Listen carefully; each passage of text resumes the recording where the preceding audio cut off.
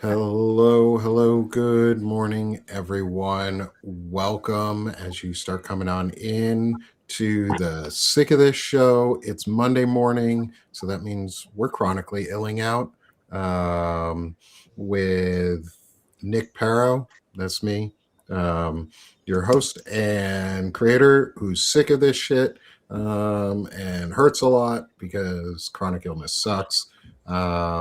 And I'm joined by my really good friends, Stephanie Wilson from Freedom Over Fascism. All of the things. Is it going to celebrate for you? Angrily celebrate. No, it'll only do hearts for me. Oh, good. But I love you all. Good morning, Steph. Thank you. Good morning. And then we have my other good friend, our chronic illness warrior and meditation creator, Beth Cruz. Thank you. Amazing meditations. I'm so excited for today too. Today's is going to be really good. And then our second part of the amazing meditations and additional photography and just being great is our good friend So. Welcome back. You missed last week. Yeah. I was chronically ill. You put it nicely. It was just that. In the bed, typing. Yeah. Hey, sometimes we chronically ill ourselves, and we need a break. I hope we take one in the next couple of weeks, because I don't know about you all, but I'm ready. Before we say we will not be here. I can already say this. I don't think we have anyone scheduled either. As we will not be here the day or the Monday after Christmas. So that way we have at least that morning off. People have it's Christmas weekend. Spend that morning, sleep in, chronically ill yourself, recover, let yourselves have a morning. So we won't do that.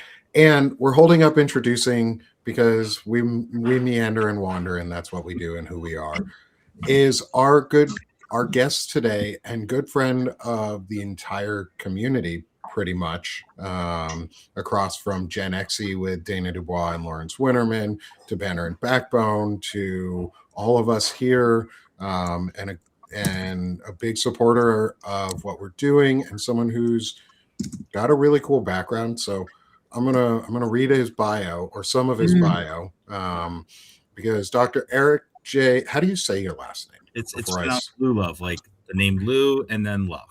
Okay, thank you. I didn't want to screw it up. I've gotten everything. I've gotten everything from "Hey, I'll call you collect," to Lullove, to Lullove, to I don't know how to pronounce your last name. It's fine. It's all good. Mine's 4 letters and it's hard to pronounce, so I get it. So today we have Dr. Eric Lullove, who is private practice, and currently serves as the chief medical officer for wound healing. I won't say all of the location stuff just to keep some privacy for you. West Boca Center for Wound Healing. I'm in South Florida. In South Florida, focused on advanced wound healing and limb prevention with research and clinical interests in wound proteases, diabetic foot ulcers, venous leg ulcers, and peripheral arterial disease. I know that one because I've been tested for it, and I have some mild signs of it. So I'd love to actually ask you some questions about that. You need a consult here. Yeah, like I guess a free consult, but also just like your advice as someone who's seen it a lot, and who specializes or has interest in it. What your thoughts are around how to help prevent or keep it from getting worse, things like that. But we'll go into it. Dr. Lullove earned his doctorate of podiatric. I'm hoping I said his feet. Huh? Feet. Podiatric medicine. Yeah. Podiatric medicine degree from Kent State University, College of Podiatric Medicine in 2002. He completed his podiatric surgery residency at Michael Reese Hospital in Chicago Dr. Eric is double board certified in wound care from the ABWM and the APWCA/CMET with added qualification, and is a fellow certified of the Academy of Physicians in Wound Healing. Let's just say Dr. Eric has a really good background and an amazing specialization. I'm going to keep reading because there's even more cool stuff. Dr. Eric accepted as a fellow of the Royal College of Physicians and Surgeons of Glasgow, Scotland. Dr. Eric serves as a member of the editorial advisory board of Today's Wound Clinic, Wounds, and Journal of Wound Care. He serves the Wound Healing Society as a co-chair of the Government Affairs Committee, and also serves the WHS as the liaison to the Alliance of Wound Care Stakeholders since 2012. He is also a sitting member of the HPM SAWC Planning Committee and CAMPS meeting.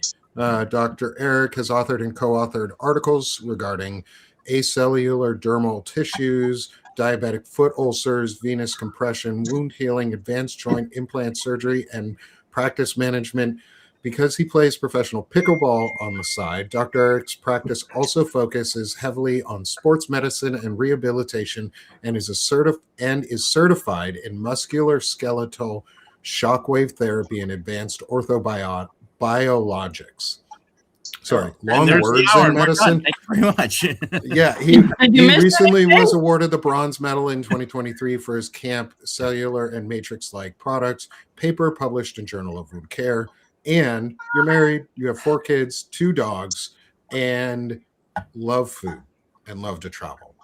That was kind of long. And I wanted to make sure I read a lot of it, and all of it was because it's really cool. And thank you for your support for all of us. And thank you for your support for me. I really appreciate it.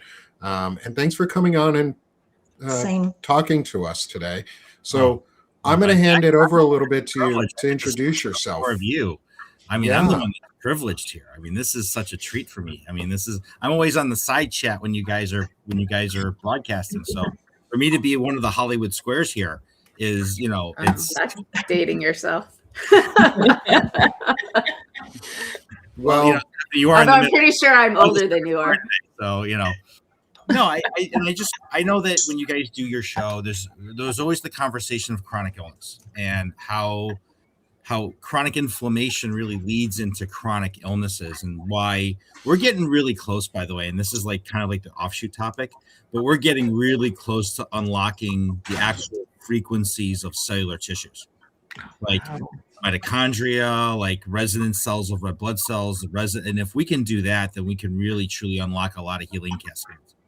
Because I'm going to use the old Star Trek analogy that we were talking about earlier, that remember the shows when you can harmonize the shield, the phasers at the same hertz of the shield, you can penetrate the shield and do damage. It's the same thing. We can do damage to cells by reversing the damage by harmonizing frequencies for healing.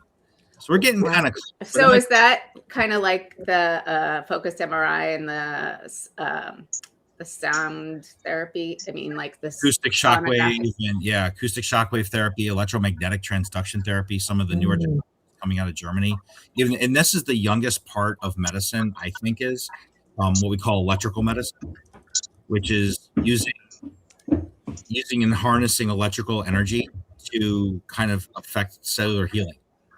We've already been doing it here. There've been products in the wound care environment that had it was a topical dressing with nickel and cadmium that would create a voltage charge across the dressing, which would help to stimulate cellular healing along with antimicrobial use. So we're kind of scratching the surface, but it's really early. But I know that all of you have questions, so I got really cool. I got my black pepper vest on. Let's go. So first off, that's really cool. So partially too, because I was a musician and I studied music theory and composition, and I didn't complete the minor, but I worked on a lot of the pieces of a minor for sound engineering and audio design. And I worked as a sound engineer for Carnegie Mellon's orchestra and operas and solo performances. So I love sound and the idea of it. And I grew up with a psychologist for a mom who has taught me throughout my life that music plays a lot of positive roles in psychology and psychotherapy and memory care. And it's really interesting to think that maybe it goes a lot deeper as to why certain songs resonate certain ways with memory, and maybe because it's going on a cellular level. Do you think that could be where a link is, like classical music? A lot of people talk about the Mozart effect. Do you think there might be a link with the research that you're doing and the work that you're doing into sound and resonance and frequency therapies? Do you think that would relate as to why the Mozart effect might actually be a real thing or might not be? Not being my primary specialty, and I would not consider myself an expert in the neuropsychology of the Mozart effect, because that's not, but I do have a friend of mine who is a really good neuropsychologist that would love to probably come on and talk about this. But absolutely. I'd love to have. Love to have them. Into that. So there's a feeling of how, in just general, like certain music as a whole, because it's auditory, creates a sensory response, which then leads to a neurochemical transmission in the brain, which can also release endorphins and enkephalins, which help the healing process and give you the natural healing ability. So I think it's no different when we do things that are destructive that create that same euphoric effect, that it still has a cellular effect no matter what, whether it's, unfortunately for a lot of people, they have vices, and some are drug use, some are alcohol, some are behavioral, some are narcissistic, and some are sociological. So some are acting those out in sociopathic roles that we just saw over the weekend, unfortunately. And so I think there's a lot of chemical things that happen with sound, taste, all of our senses. It's all part and parcel of how our brain interprets external stimuli. And I would not be one to discount the role of auditory input.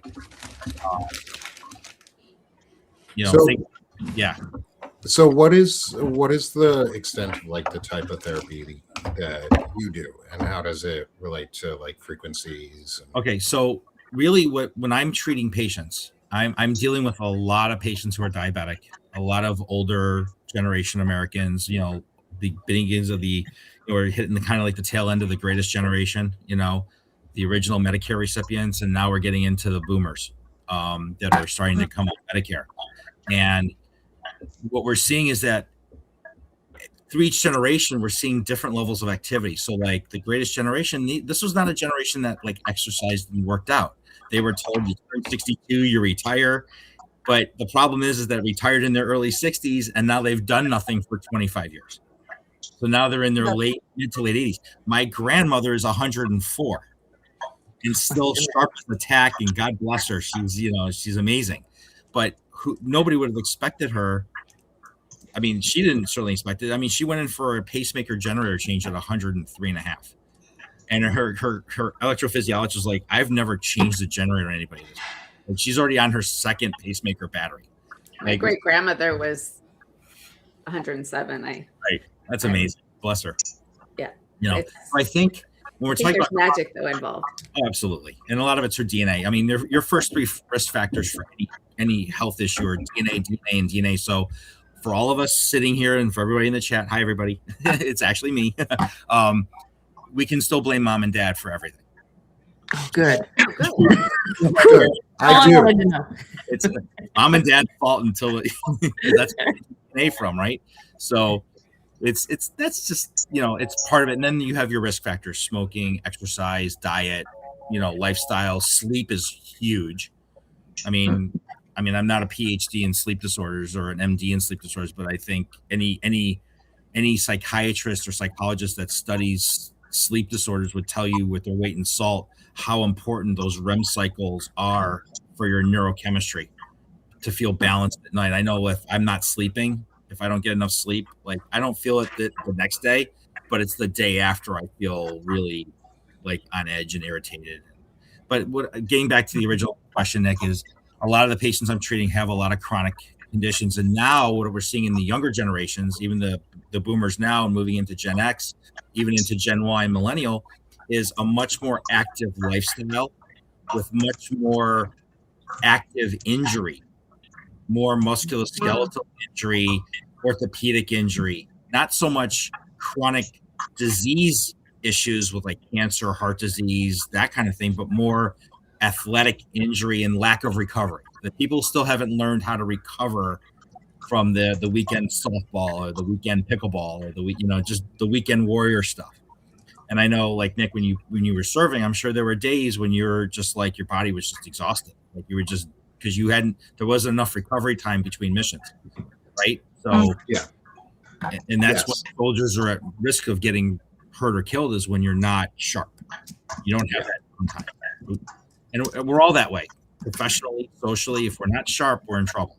And I just think I think the focus pretty much going into future years is really going to focus on recovery, is being able to do that mental reset, to have that physical reset.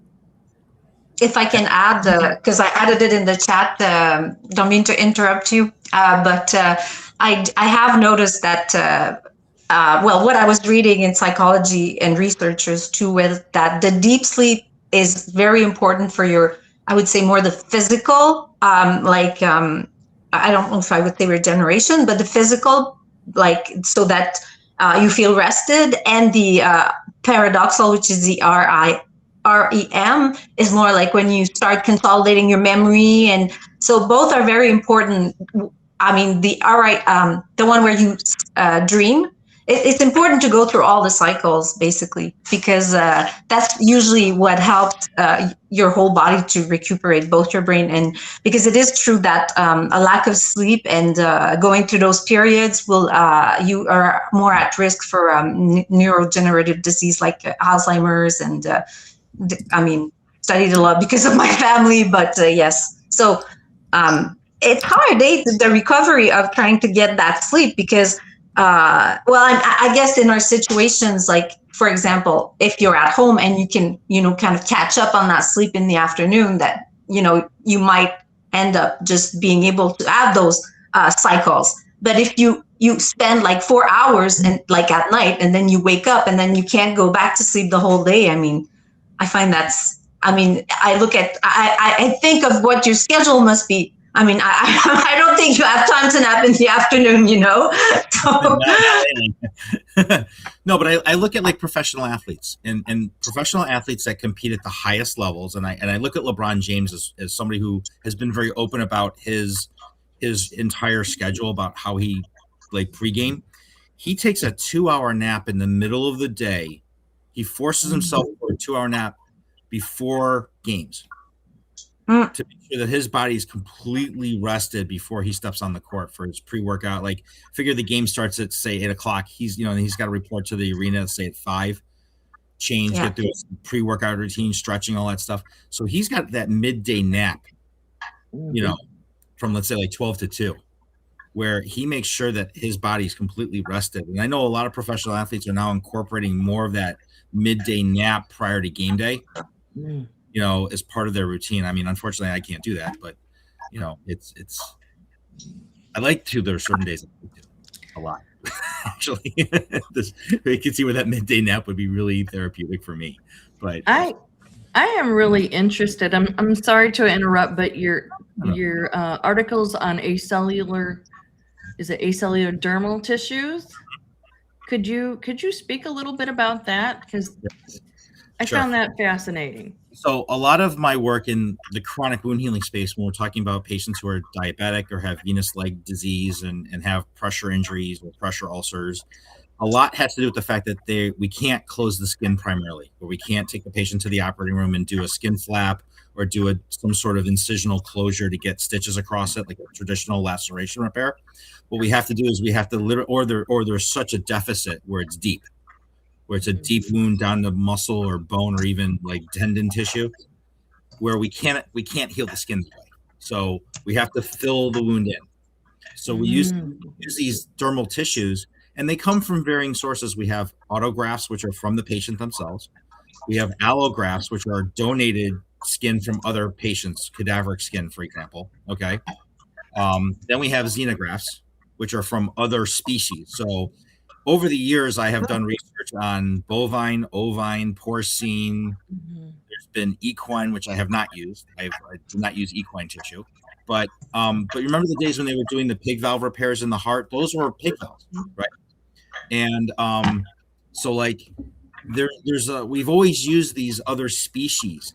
I've done a lot of research in fish skin using the omega-3 part of the Icelandic cod skin for repair and regeneration. And then we've moved into the amniotic placental allografts, where these are the donated placentas from childbirth that go to laboratories where they'll make these very, very thin paper sheets. And so you you have a baby, you donate the placenta, and then somebody else they go to a processing tissue. They go to a processing tissue laboratory specifically. It's part of the AATB, the American Academy of Tissue Banks. So it goes to a tissue bank. University of Miami has one of the largest ones in the country.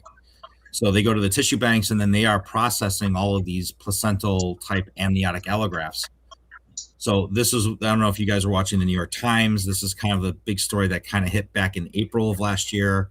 There was another one that hit again, I think later in September, about the cost spend with Medicare with these, where the Medicare spend on these tissues in 2023 was like 2.3 billion, and then it skyrocketed in 2022, and then in 23 and 24, it skyrocketed to 12 billion.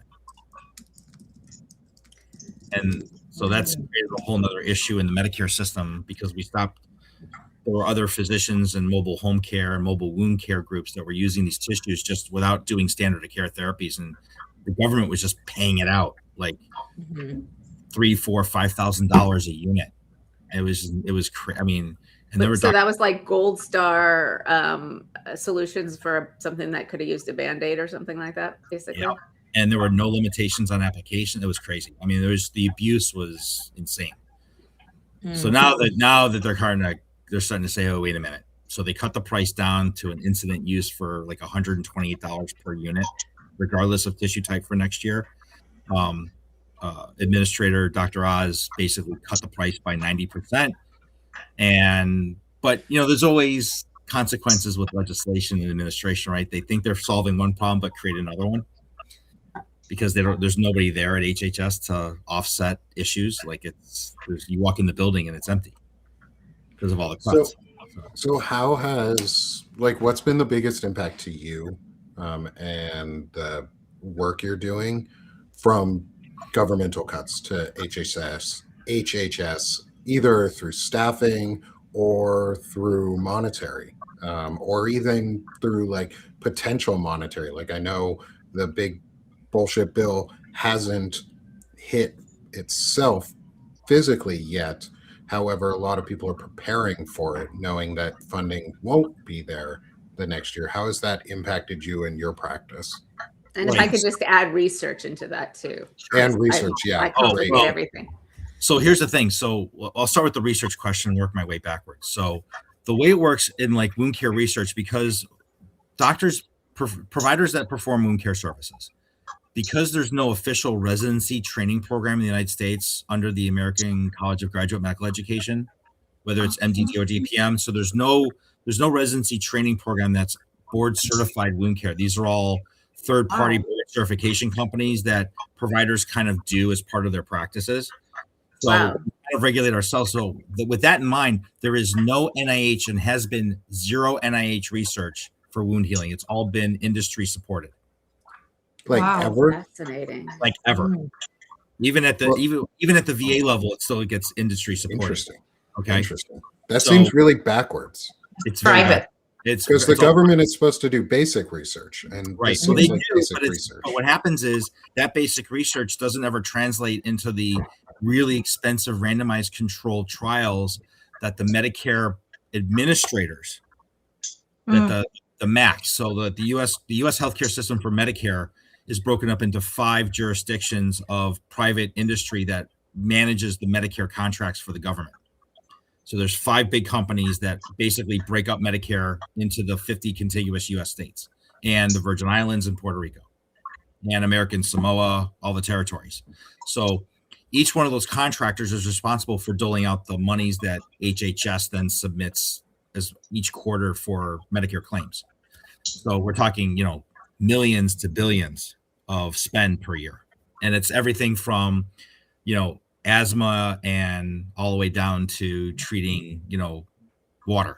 Like it's basically from A to Z, every medical condition, every medical specialty, from allergy medicine, behavioral health, cardiology, internal medicine, podiatry, down to orthopedics, translational medicine, all the way down, urology, every Medicare provider. It's all these buckets. And then there's the Part A bucket, Part B bucket, how the money's different spend. So we're talking trillions. We're talking $1 trillion budgets.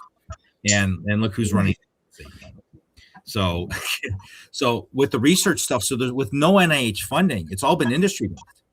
So what happens is our clinical trials that we perform are then highly more scrutinized by the Medicare contractors because it's not grant funded, it's industry funded. So there's always this inherent bias in the clinical trial that's always referenced by the Medicare contractors for coverage and for coverage. Right. And then for everybody out there, there's all the Medicare splits it between pricing and coverage. They're two separate things, and those two never talk to each other. So the coverage people deal with coverage, and then the pricing people deal with the pricing. So it's a whole really confluent system that is very confusing if you don't know how to navigate it on the industry side or even on the consumer side, because you don't know what's covered, what's not covered, policy here, policy there. So it's crazy. And like, for example, when we're talking about these dermal tissue products and really there's only one coverage policy, and it only covers diabetic foot ulcers and venous leg ulcers. So when you have, say, a surgical wound or a post-Mohs that doesn't heal or a pressure injury, those things are not covered under the coverage policy, the way Medicare works. And the way that works is Medicare is basically saying, here's a clinical diagnosis.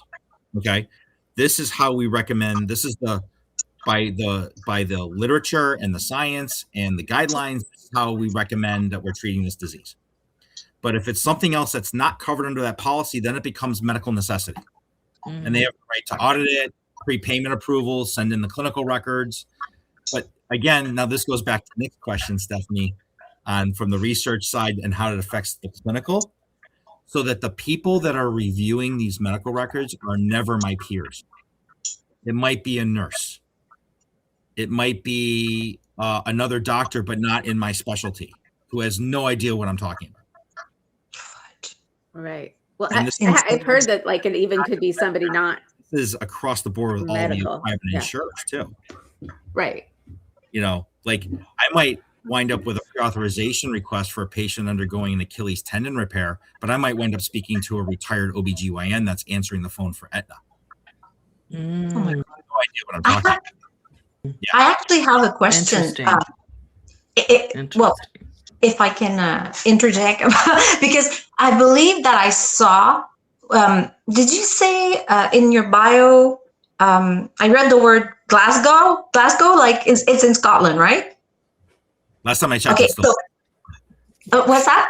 Last time I checked, it's still there. Yes. it's still there. Okay. Well, so I guess then my question. Okay, so I'm not wrong. How would you say? Because obviously you have been there and you have seen how they, I guess, operate with their medical system. I mean, so how do you think this has influenced the way that you now perceive your work in the States? Do you know what I mean? Like, I've never worked in the UK. So there's a College of Podiatric Medicine that's in the Royal College of Physicians and Surgeons in Scotland. So as a practicing podiatrist in the United States, we get nominated to be part of their fellow faculty.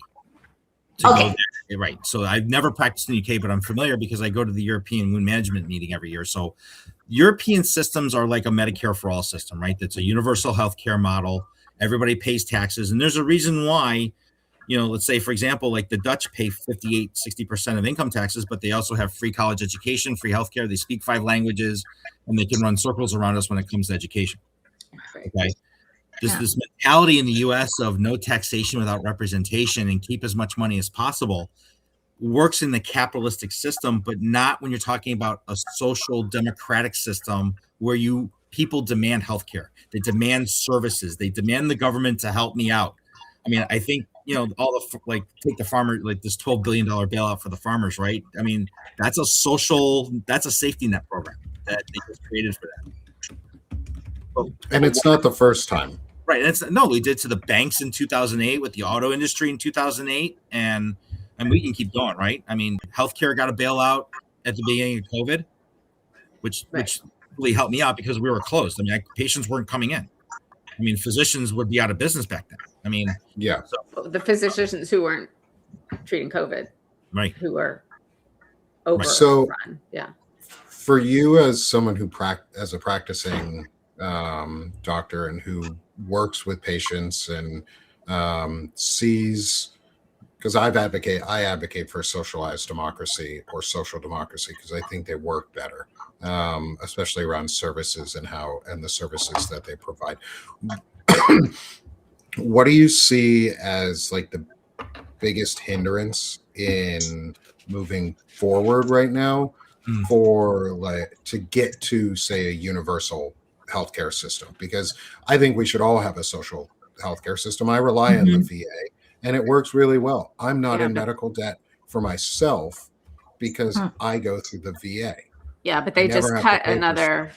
And they keep cutting and destroying it, but it's always been that way. But veterans, right? Yeah. Mm-hmm. Yeah.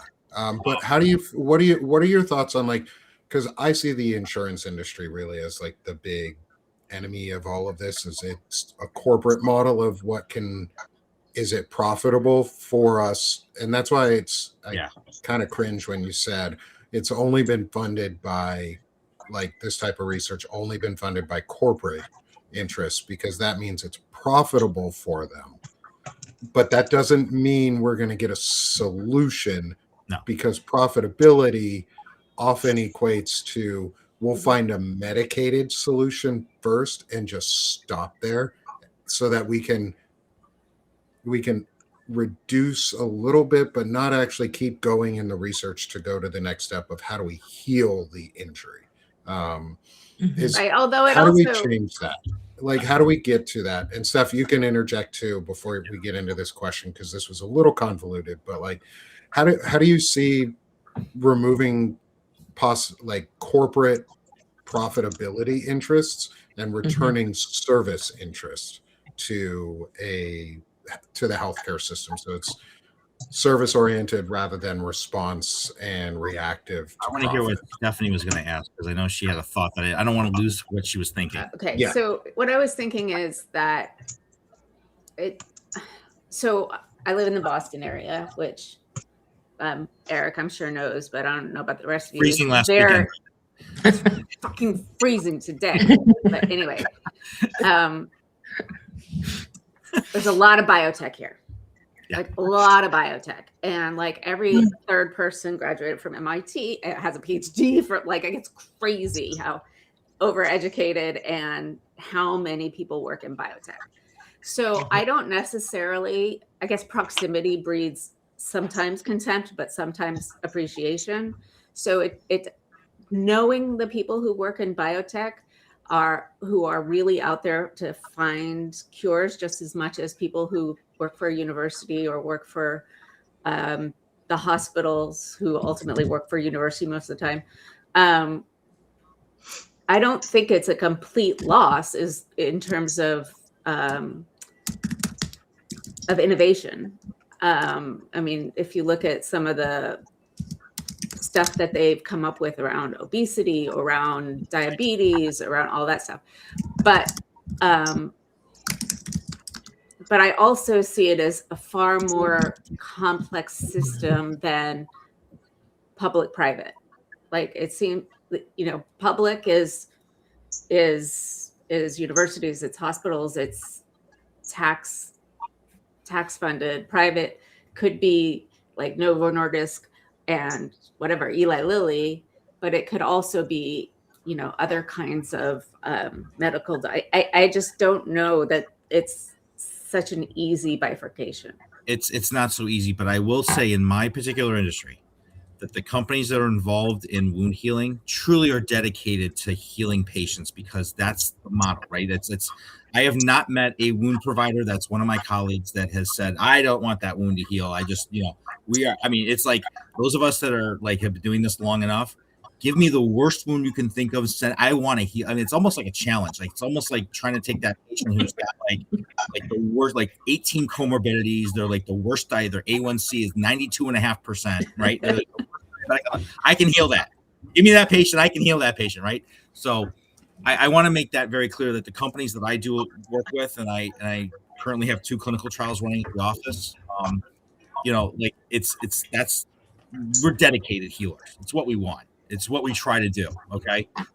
To go back to Nick's question on the profiteering that's happened, I think we're seeing it really live in front of us. It happened on December 11th, right? The Senate had 2 votes, right, to pass ACA subsidies going into next year. And what happened? What did they do?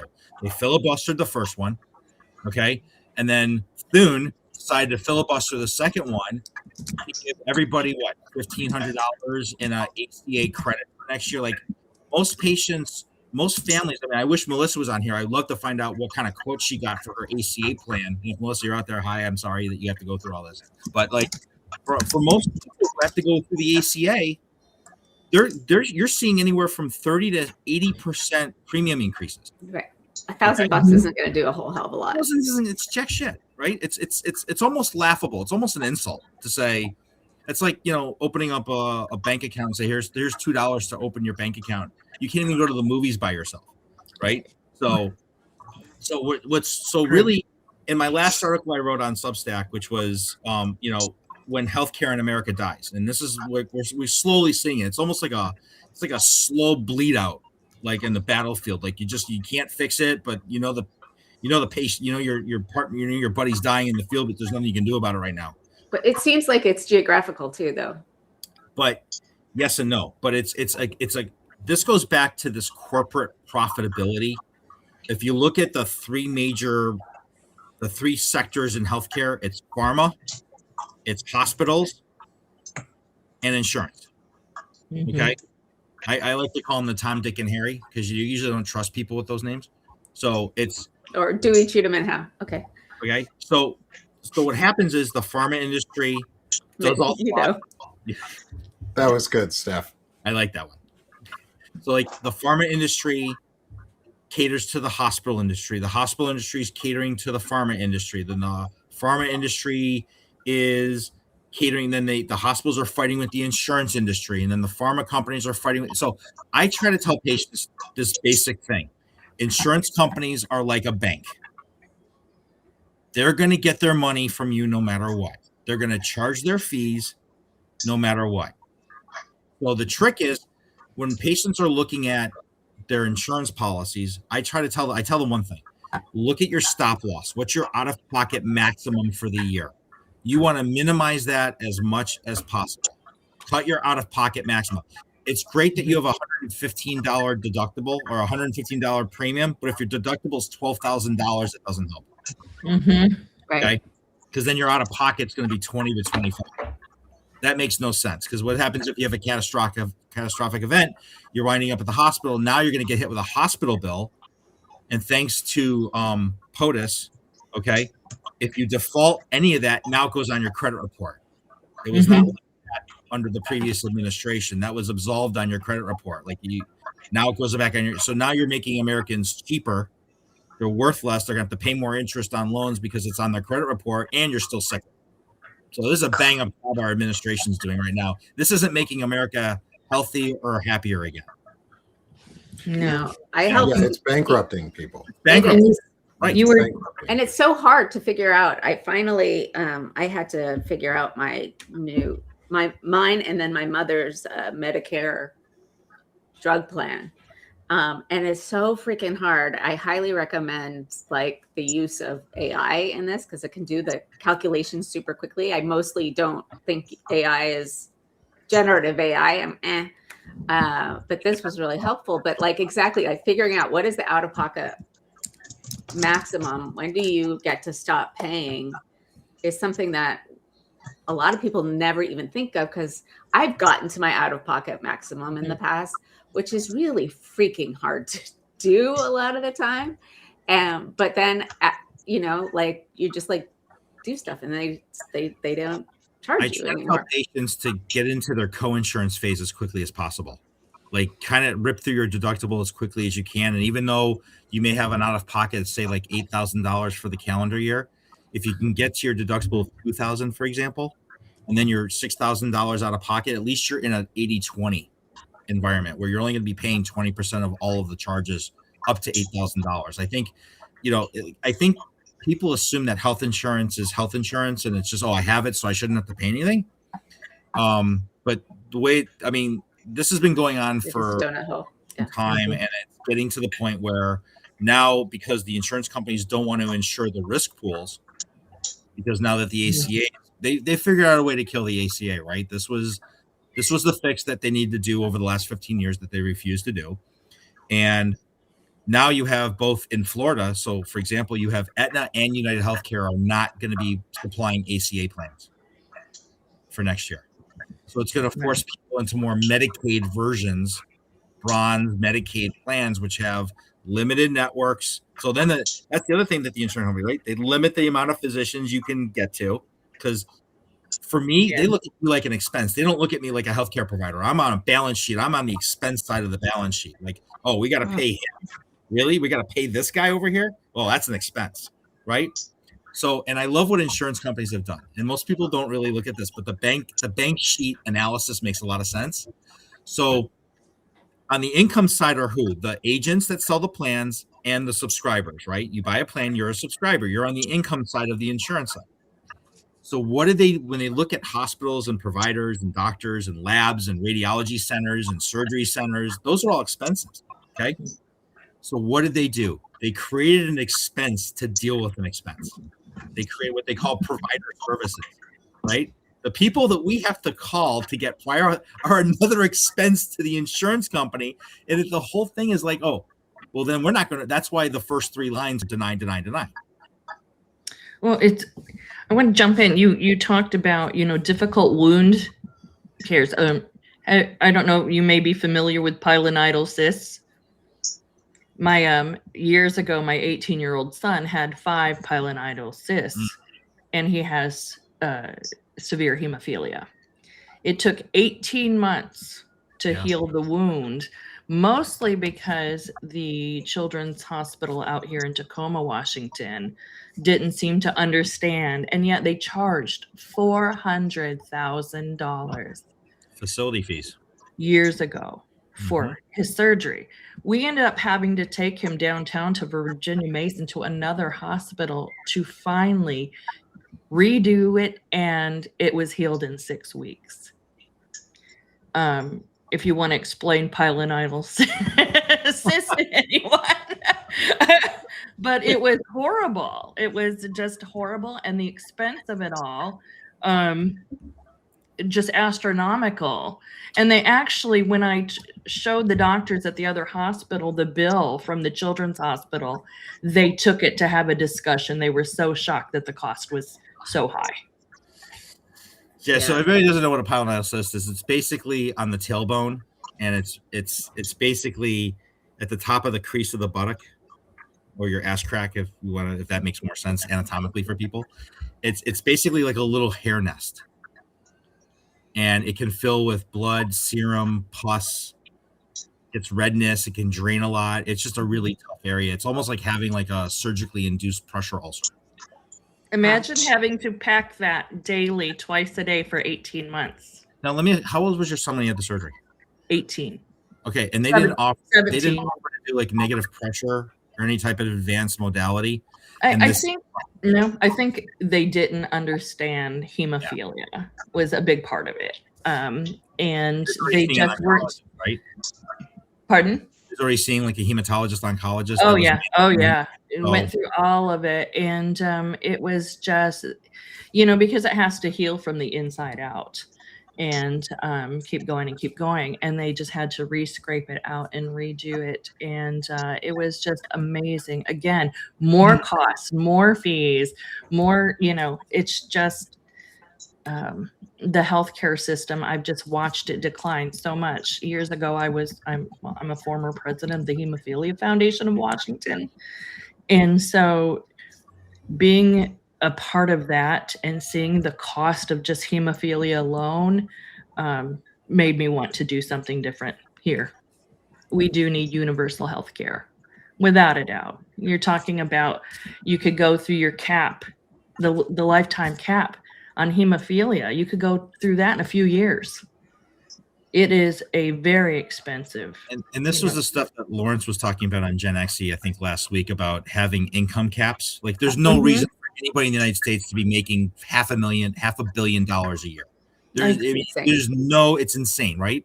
But you could take all this excess, and I like to call it excess because it's really excess, right? And that could be dumped back into the social fund for American people, where you can improve education, improve healthcare. Nobody would have to go hungry. There's no reason why any child should be going hungry. Free school lunches for breakfast and lunch for kids. You could paid universal healthcare, paid child care. I mean, there's the amount of waste that we are experiencing as a society is just insane. And our Canadian neighbors right now, their economy's tanking too. I mean, it's not any better in Canada than it is down here. And the talk earlier today on that Lawrence and Dana were talking about this morning was the fact that was it JP Morgan just moved all their gold trading across to Singapore and over there. I mean, like we're looking. Of course they did. Yeah, we're looking at a massive devaluation of the U.S. currency probably by mid 27. I mean, by mid 26. I'm sorry. But what's that going to do in healthcare? It's going to totally. How's that, how is this going to affect people's health? You're going to have more stress, more injury, more inflammation, more chronic conditions. I notice when the economy tends to go south, people get sicker. I mean, that's what happens, right? Now they have to work more. There's more stress. They can't pay their bills. It starts to lay on people. We're not getting happier or healthier. And so I like to try and be solution oriented too in how we think. And I know Steph has helped guide me into more solution oriented because she's a historian. And she talks about it a lot. And others around. What is a solution that you would advocate for the United States on a policy, just if you were running for office, let's say, what is the solution? And I know you're not running for office, but I don't even think running for office is the key. I think is if you were like king for the day, like because it's so distributed. Are we doing that king for a day comment now? Well, without the first day, right? I only be a king for one day. Yeah, only for a day. And then you'd sell all your cryptocurrency and you'd not be king anymore for the rest of the days. But for the one day, if you could make a wish come true as a medical provider or just as a person, what would be the one biggest change that you think the US could do from a policy standpoint to actually make health about preventative care and about healing rather than about profit? Okay. So it's not about a Medicare for all, because giving people health benefits doesn't make them any healthier, right? So we got to take that off the table, and that's probably going to irritate some people in the chat, but that's not the answer either. Okay. That's a solution to the overall, how do we fix everything?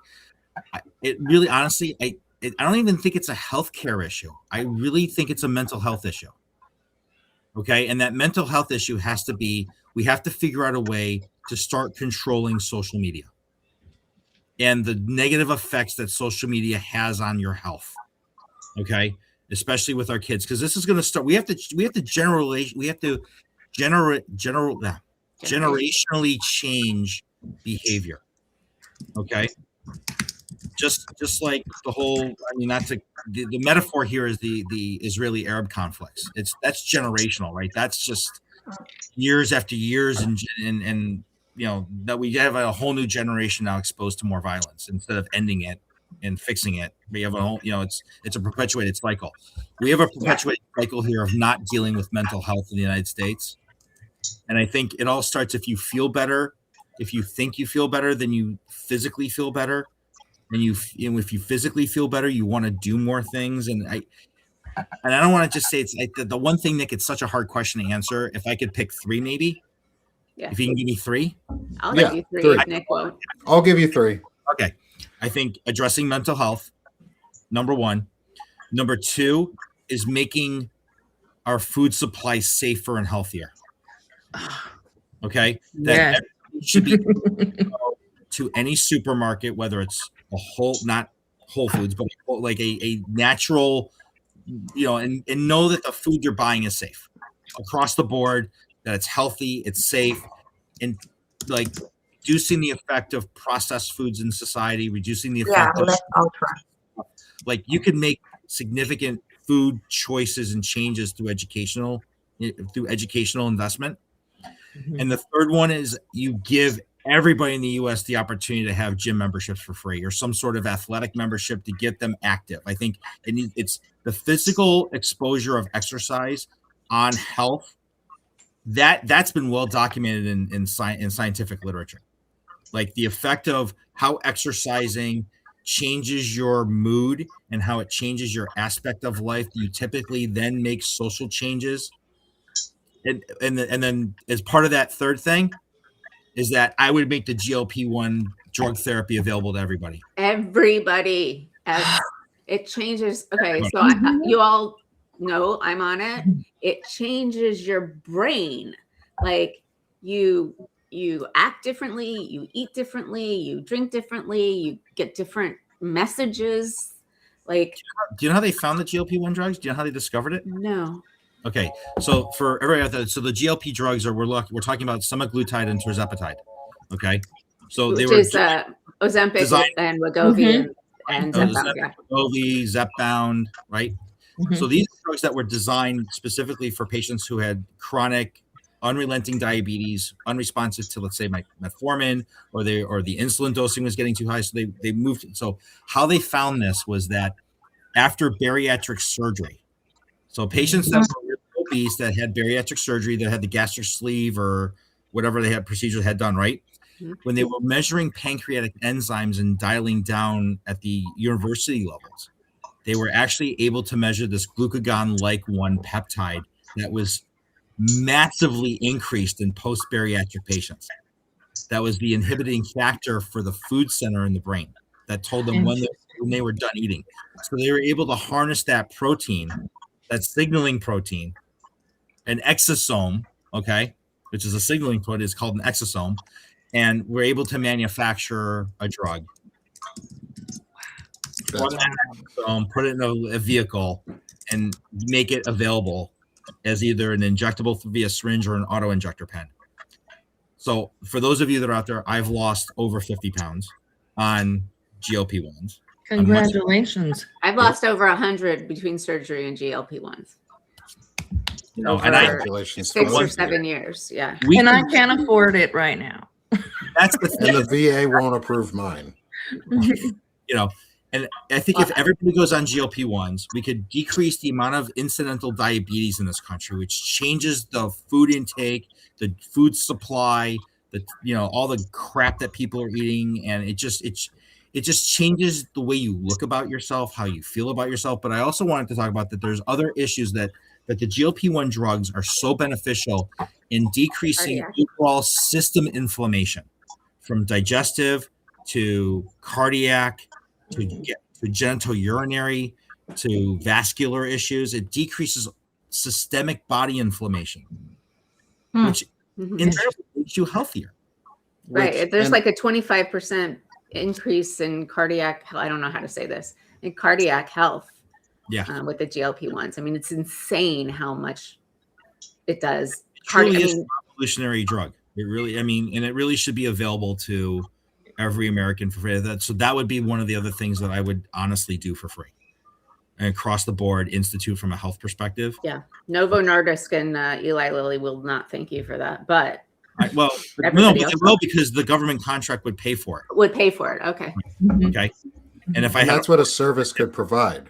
Yeah. That's what taxpayer funding, if we tax the rich, would provide us. That's all it really takes is collective wealth gathering on a national level. That's what our founding fathers did, was they donated their collective wealths together into a national treasury to pay for the soldiers and to pay for basic roads and systems to get soldiers and folks to fight a war to become the US. So we need to once again have our rich folks donate their funds into a collective, not donate, but be required to provide their funds into a collective gathering. And we use that for the betterment of the American people. Well, that's what taxation is. You just tax them at a much higher level. Yeah, I think there should be a wealth minimum and a wealth cap. I think we should have both because we need both ends of the spectrum. So I'm going to get to you here in a second, and then we're going to move over to our meditation because it's almost the top of the hour, and we have a winter wonderland meditation to do today. So before we get to that, it gets to me though. It's going to melt by the time it gets to me. Well, it might not. I mean, you might just be underwater at some point soon. Well, like Beth, it'll all go downhill. I mean, it's still we're still drowning out here. So the article of the 3 states that are currently underwater that you haven't heard anything about. Yeah, well, Beth is living it. Yeah, one is Washington State. That one you probably heard about. And what's the third one? Montana. Oregon. I'm not hearing anything about it. Nothing on the news about this, like the fact that there's severe weather everywhere. Mm-hmm. Before we get to our meditation. Well, just quickly, because as maybe not everybody knows, but I'm Canadian, so I'm like I've been listening a lot, and what you describe as the medical, general medical healthcare, it has to be a society choice, because when you say that I pay more than, depending again on your salary bracket, on what your family makes, and I will say that, right now, most of us will be paying between 35 to 50 and more percent of, at the end of the year. And honestly, if this is a collective choice to know that, you will be healthy, you don't have to worry about, going bankrupt the next time you're going to go to the hospital. I find that, fortunately, in our case, I can think of Quebec because, the healthcare is managed by the provinces in Canada, but it is like a system where, we all pitch in and then we get access. In Quebec, we used to have a sun on our card, like our health insurance card. So it was called La Carte Soleil, so the sun card, and I find that it was a choice that we made years ago. We're still trying, you'll hear people complain, but I mean, if you think of my mother, and I say like a year ago, she had like a 4 bypass surgery. And how much does that cost, to pay for the hospital, the surgeon? Like, if your mother has that in the States, like, how will that, I mean, for me, it is so important that people realize, because I was told by someone, I won't say who, like they were just going for work in the States. And, when people are like,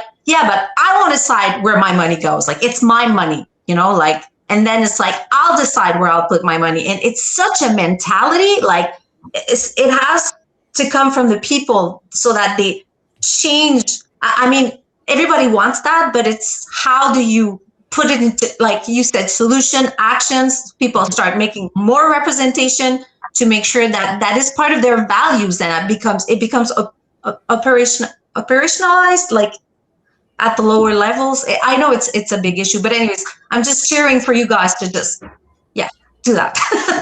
I know it's not easy.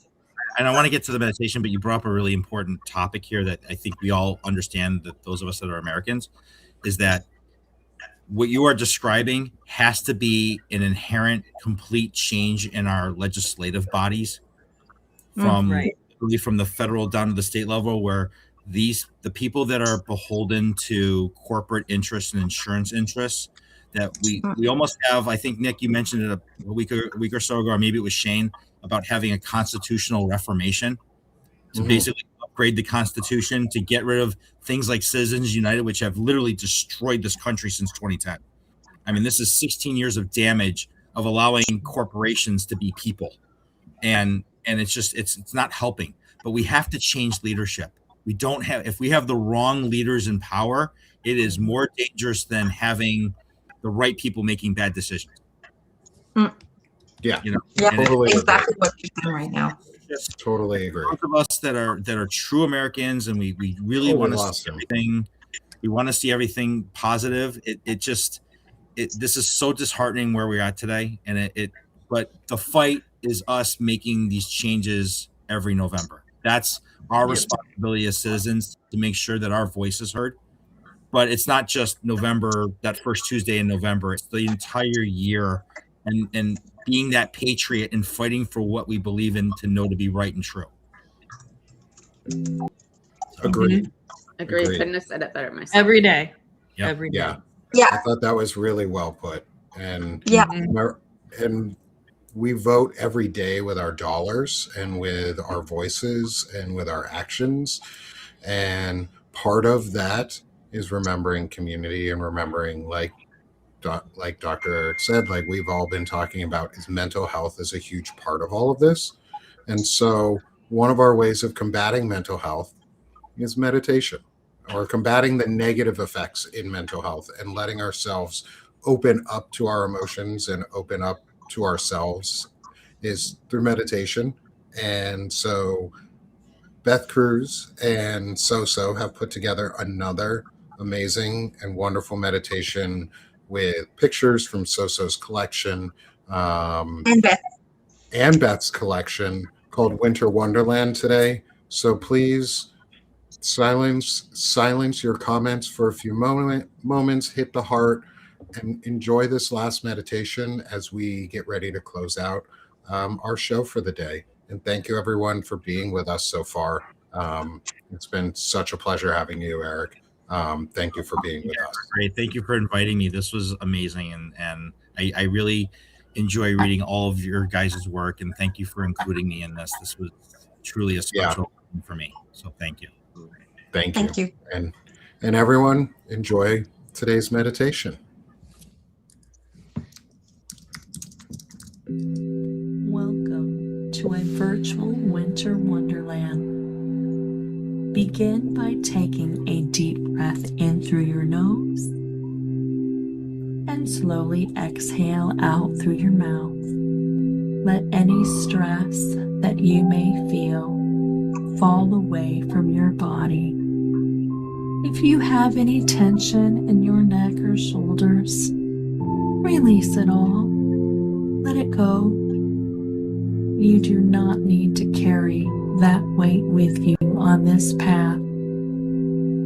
This journey is one of peace and tranquility. Allow yourself to be present in this moment, quiet stillness. Imagine the crisp, fresh air, heavy with the woodsy scent of evergreen, pine, and fir. The new fallen snow is glistening as the gentle rays of the sun touch the blanketed landscape. Imagine you smell smoke linger in the frosty air from a distant wood-burning stove. The winter wind sings through the trees and valley, but you are warm and relaxed as you continue your journey. You feel grounded and calm as you enjoy this serene moment. Take another deep breath in and slowly exhale out through your mouth. If there is any more stress or tension in your body that you wish to let go of before you begin your day, let it go now. Give your body permission to relax. Like the snow, you were meant to glisten. Bring the beautiful light and stillness with you throughout your day and throughout your week ahead. Although you may revisit this winter wonderland journey at any time that you need a moment to recharge. It was made for you.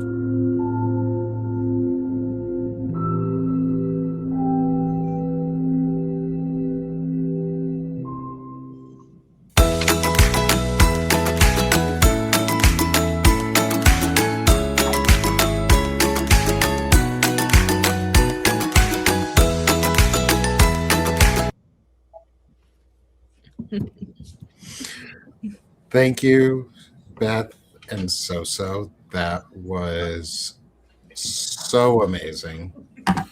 And I will be posting all sorts of comments, and I will be sure to include our meditation as always, and links to it for Beth and So. So everybody, thank you for being with us today so far. This is the closeout of our show here, is where we get to promote people and sell ourselves and tell people where they can help and support us. And Dr. Eric, at least you got one new subscriber from me today, which was me. And I made sure to subscribe. And so, Dr. Eric, how can people help you? Because the work you're doing is really important, and the information you're putting out is really informative, as much as information can be informative. But it's powerful information and very useful tools, and very helpful. And I really enjoyed this conversation today. So please sell yourself. How can people find you? So I am here on Substack under Eric Lullove.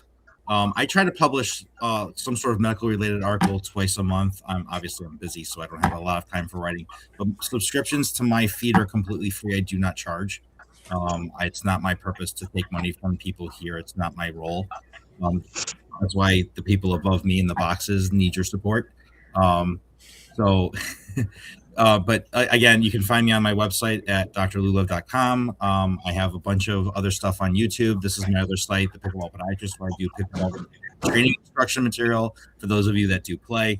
And that's pretty much it with me. I kind of keep a medium to low profile, but again, that just changed as of today. And I'll be on Gen XE with Lawrence and Dana on Friday for Plugged Up Friday. So nice, good. Yeah.